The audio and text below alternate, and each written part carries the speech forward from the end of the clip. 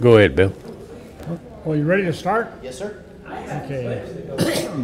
My name is Bill Greenfield, and I attained the T4 rank, which was a technical sergeant rank, and I trained in the infantry.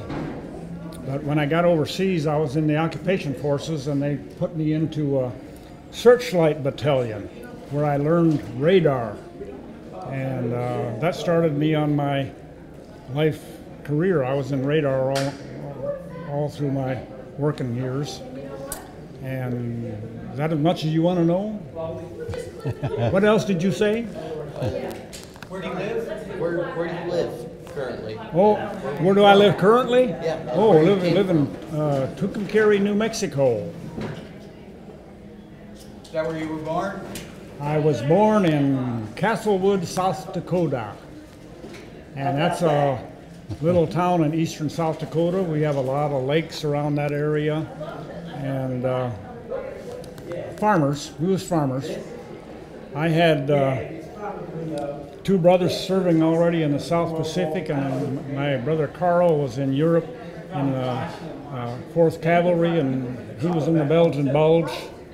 My brothers in the Pacific, they came up from Australia all the way through New Guinea, and I think that's about the time that they started getting home on points. And I went into the Army late, and I was being trained as a rifleman also to go invade Japan. Luckily, Harry Truman dropped the atomic bomb, and that saved me. I didn't have to serve, and I never did get into Japan. But I was in Okinawa in the occupation forces. You want me to give my complete history of that? Just a general overview. Yeah.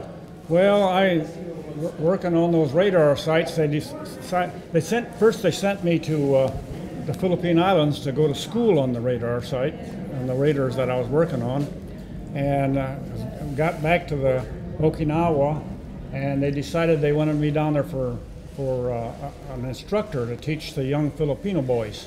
So the last part of my service overseas was in the Philippine Islands.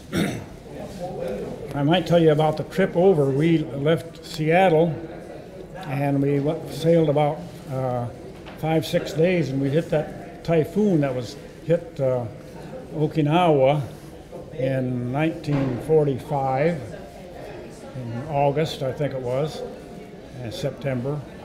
And we turned around straight for the United States trying to outrun it, but we didn't outrun it, we was in it. And that was a rough ride, I'll tell you. Then when I come back home, I left from the Philippines, and we got out about 3 days, and the screw on the big ship broke. So then we floated around for 3 days out there waiting for a new screw, and that was a long trip back home. But as far as anything concerning battle or anything, I never got into anything like that. But that's pretty much my career in the service.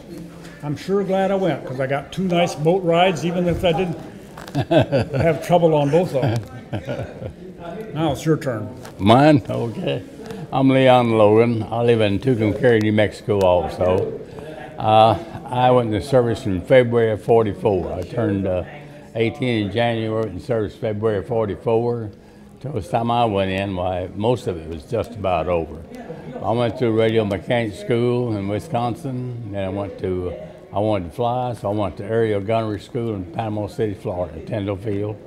As far as I got was corporal, because by the time we got through training and we got through gunnery school training in Florida, we went to Charleston Air Force Base, went through transition, which is crew training along with the whole squadron. Then we went to New York, port of embarkation, and the shipment was canceled at midnight the night before we took off. So then after that, we just kind of piddled around the rest of the time until I got discharged. I got discharged in '46, and highest rank I received, like I said, was corporal. I don't have any. I've heard some of the guys have, you know, how much they experience they had. I got in too late to get all that. I regret it then, but I was very lucky. I just didn't realize it. I'm glad I didn't have to go through what them guys did. Oh man. I really admire them. I didn't really think I had a story. No, neither did I. We have one man with us. His name is Sam Neff. He was a pilot at Ploesti air raid. That was probably the roughest air raid in World War II. You probably interviewed him, though. Sam Neff? I imagine they did. One thing that happened to me when I was in basic training, I was in basic training at Wichita Falls, Shepherd Air Force Base, and we were restricted to, on the weekends, we were supposed to go about 20 or 30 miles.